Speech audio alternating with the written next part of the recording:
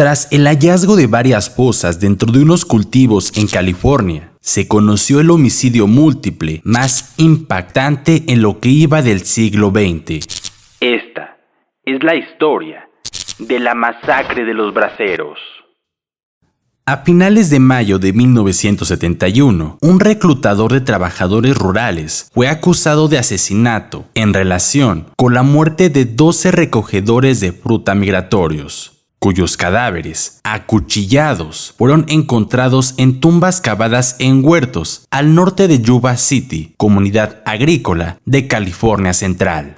Juan Vallejo Corona, jalisciense, de 37 años de edad, buen padre de 4 niñas, fue acusado ante un tribunal de 10 asesinatos, pero 2 de los cadáveres fueron descubiertos después del protocolo. El primer cuerpo fue descubierto el viernes 21 de mayo. Otros 8 fueron desenterrados el día 26 en tumbas dispersas en más de 3 kilómetros de cultivos de duraznos y ciruelas. Todos los trabajadores rurales habían sido apuñalados repentinamente en la nuca, macheteados o agredidos con hacha.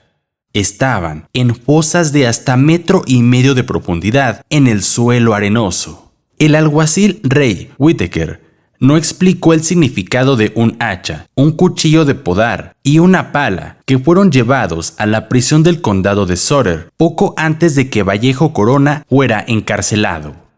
El jalisciense hablaba poco inglés y había vivido en la región cerca de 15 años. No hizo resistencia al arresto. La hoja de cargos lo describía como Juan Vallejo Corona, nacido en Jalisco, México, el 7 de febrero de 1934 y pesaba 90 kilos.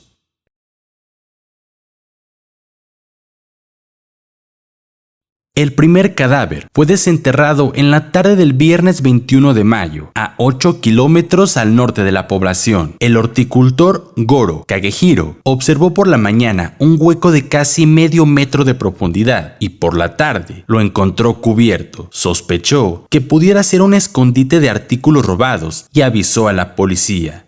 El cadáver de Whitaker fue exhumado. El segundo cuerpo fue descubierto el día 25, por la tarde, en la granja de Jack Sullivan, a unos 800 metros de la primera tumba. Una búsqueda sistemática descubrió entonces 4 tumbas más.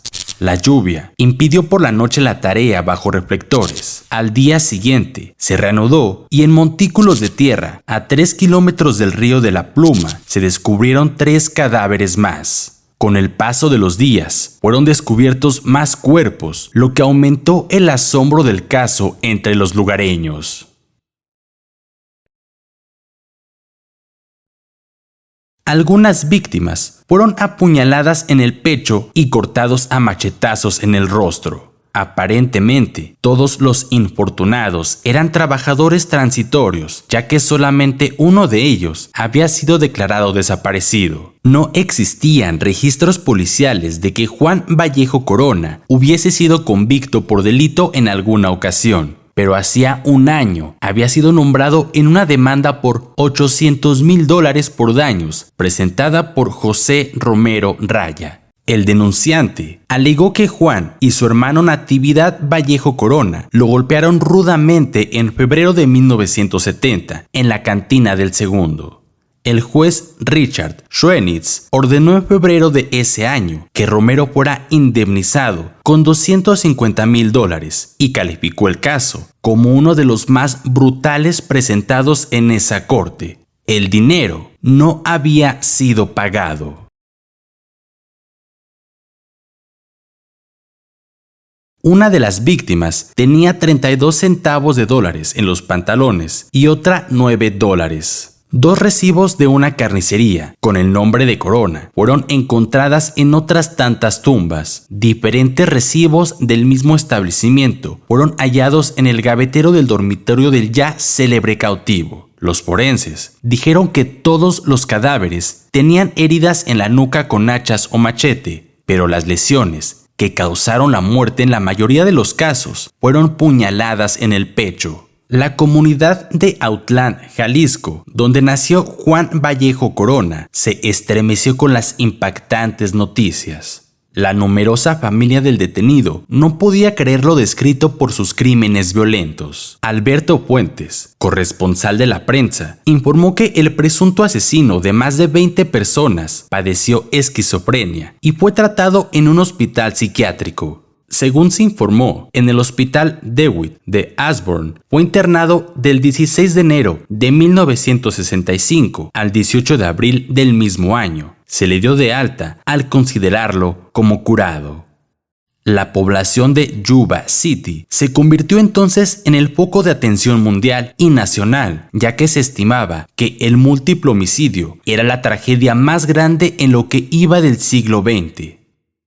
En 1971, Juan Vallejo Corona fue detenido como sospechoso principal de la muerte de por lo menos 21 personas, aunque la cifra final fue de 25, cuyas edades iban de 40 a 63 años. Existía la posibilidad de que algunas de las víctimas fueran trabajadores mexicanos que entraron ilegalmente a Estados Unidos. El detective John Purcell dijo que los antecedentes de Juan se caracterizaban por la violencia manifiesta por el tema de la homosexualidad y sabido era que fue internado como esquizofrénico peligroso y al ser dado de alta tenía accesos de cólera a tal grado que su familia se veía obligada a atarlo hasta que se tranquilizaba. El caso del Rancho Sullivan se comentaba en todo California. Reporteros de todo el mundo recorrían la zona para preguntar de todo. Algunos obreros agrícolas señalaron que Juan Vallejo Corona era malo y un tendero aseguró que tenía mal carácter, era rencoroso y buscapleitos. El jefe de la policía declaró el 1 de junio de 1971 que, en su opinión, Juan Vallejo podía obtener un juicio justo por la serie de asesinatos de que estaba acusado.